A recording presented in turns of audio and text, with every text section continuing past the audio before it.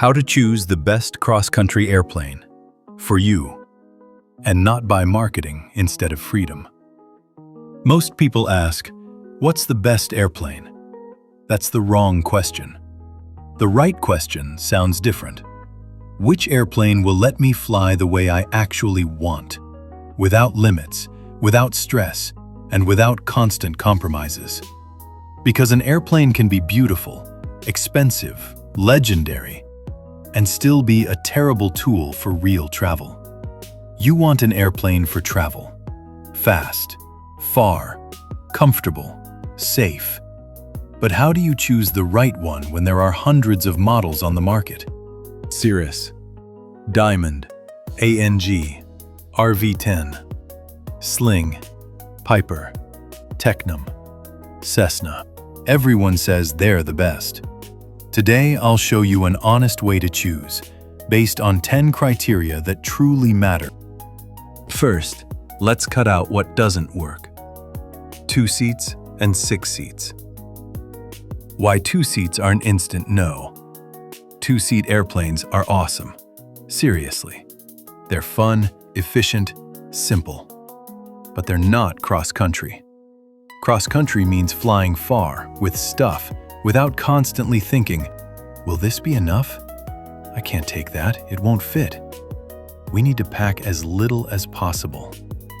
If the airplane decides in advance who you can fly with, how many of you there can be, and how much baggage you're allowed, then it's already limiting your freedom. And that's not cross-country. Why 6 seats are also a mistake. And this is important. Now for the unpopular truth. 6-seat airplanes look powerful. Marketing screams, take everyone, fly with the whole crew. Now reality. Ask yourself one simple question.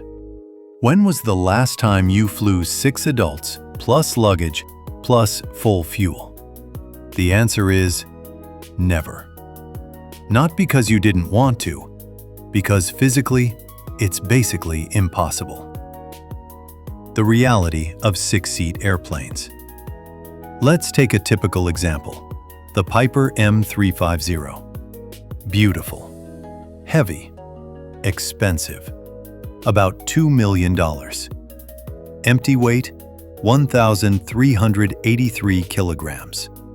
Max takeoff weight, 1,969 kilograms. Fuel, 454 liters, about 327 kilograms. Remaining payload, 259 kilograms. Now translate that into humans. 3 adults at 80 kilograms is 240 kilograms. And you've got about 19 kilograms left for bags. That's it. 6 passengers? Where? What this means in real life. On every flight, you're carrying extra seats, extra structure, useless weight. The big 6-seat illusion. 6 seats are not freedom. It's a compromise disguised as versatility. Yes, you can put 6 people inside, but then you're flying with almost no luggage, with a quarter tank, and you'll make it maybe 1 to 1.5 hours. That's not cross-country. That's a little demo flight to show your friends your nice airplane. That's it. Conclusion. So let's repeat the simple truth. Your airplane should have 4 real seats and, with full fuel, be able to carry about 400 kilograms. 4 adults and 80 kilograms of luggage, roughly 20 kilograms per person. That's real life. That's freedom. Everything else is either a toy or marketing. Now let's look at the 10 criteria a real cross-country airplane must meet. Real cruise speed, not a brochure number. Speed is marketing's favorite trick. What matters is not what's written, but how the airplane flies when it's actually loaded. Simple rule. 150 to 160 knots and above is already good. but only if the tanks are full, people are on board, and you've got luggage. Empty airplanes don't travel. People do. How to find the truth. Check the POH. Look for cruise at 75% power, and watch real test flights with weight. If the speed melts when you load the airplane, you never really had that speed. Range equals autonomy and peace of mind. Range isn't about kilometers. It's about not depending on fuel stops, not getting surprised mid-flight, and having the freedom to change your plan. You land, stretch your legs, grab a coffee. Not because fuel is running out. Real autonomy means refuel where it's cheaper, fill the tanks, and fly calm without stress. How to calculate real range. Start with real loading. 4 adults at 80 kilograms, 320 kilograms. Bags at 20 kilograms each, 80 kilograms. Total, 400 kilograms. Now take MTOW and empty weight. Example, Cirrus SR-22. Empty weight, 1,028 kilograms. MTOW, 1,633 kilograms. 1,633 minus 1,028 equals 605 kilograms useful load. 605 minus 400 leaves 205 kilograms for fuel. Convert to liters. 205 divided by 0.72 is about 285 liters.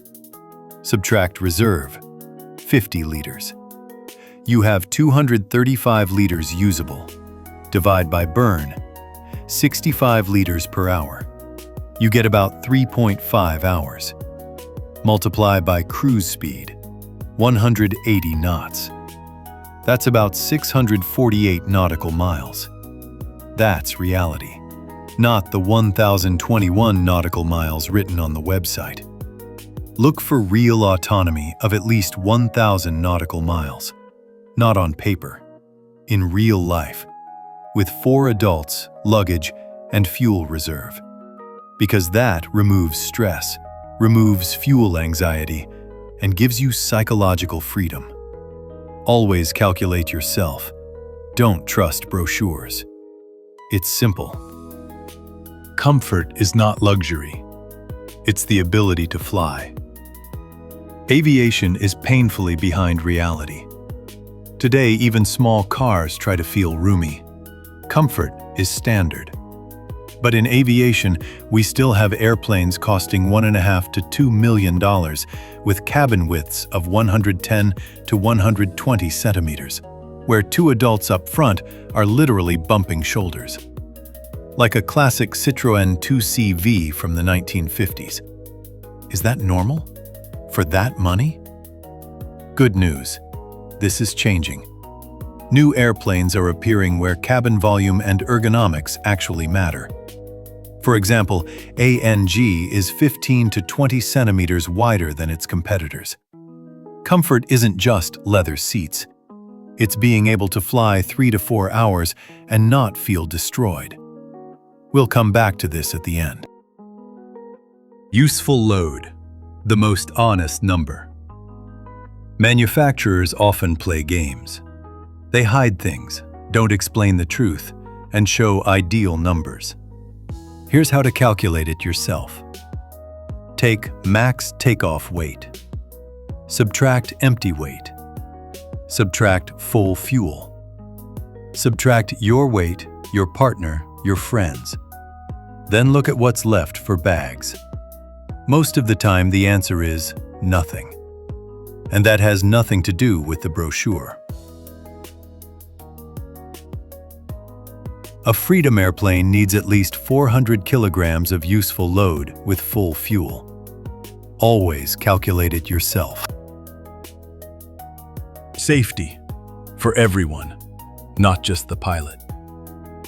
Ask honest questions. What if the engine stops?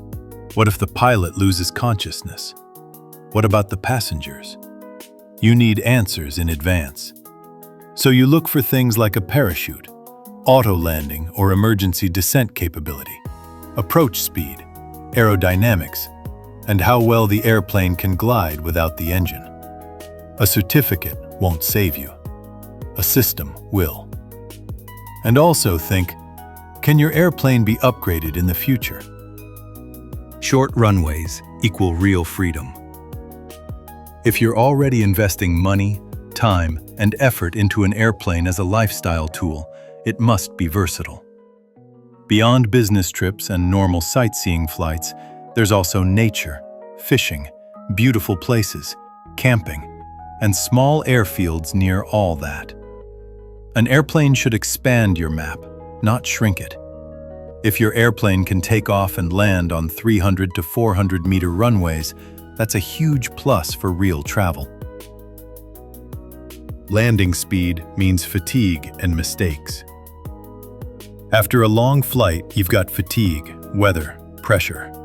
Lower landing speed forgives, reduces stress, and prevents mistakes. Look for an airplane with landing speed not higher than 100 to 120 kilometers per hour, and lower is better. That's safety for you and the people you love. Technology. Can it evolve? Ask yourself, can this airplane evolve, or is it stuck in the past? The world changes. We're getting automatic landing, pilot incapacitation systems, anti-turbulence tech, new avionics, new safety systems. If the airplane is certified and didn't have those systems originally, you won't add them. Period. Certification is a frozen platform.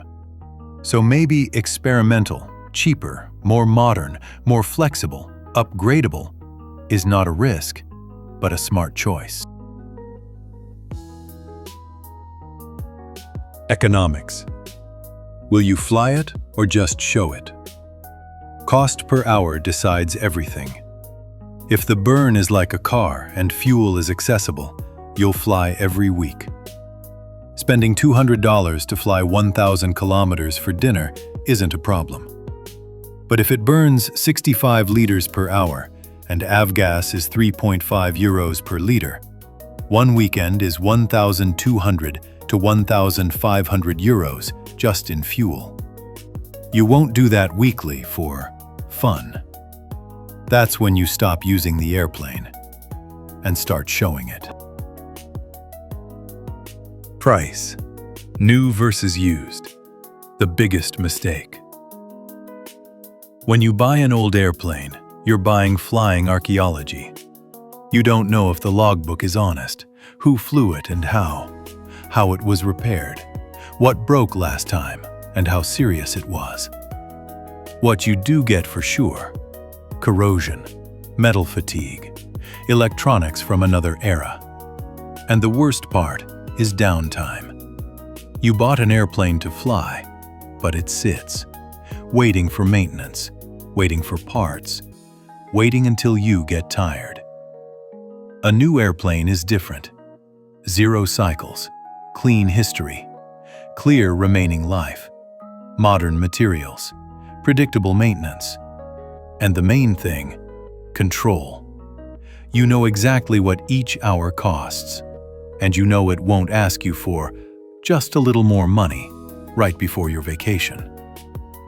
Now let's compare prices. Old versus new.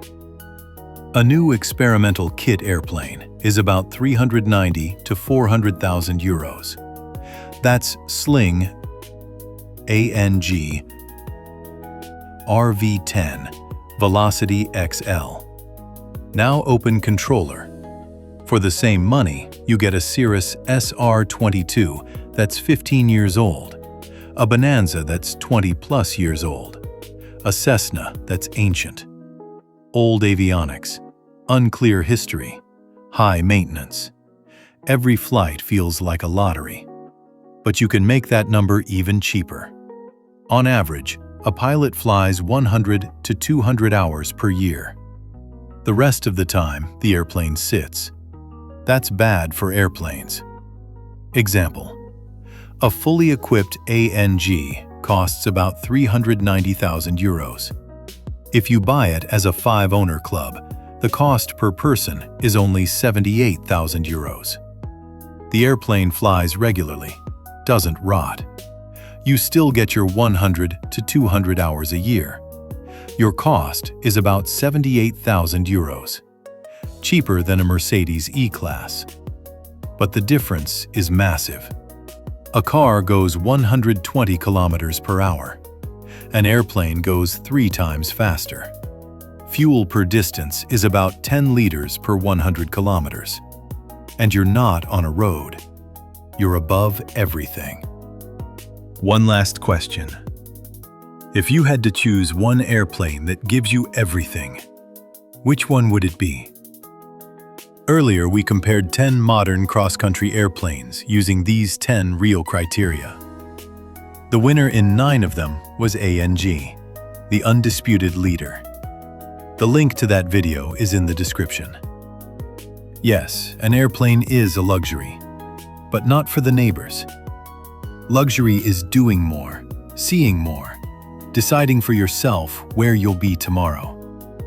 While others stand in lines, you fly to the sea for dinner, just because you can. The question isn't the price.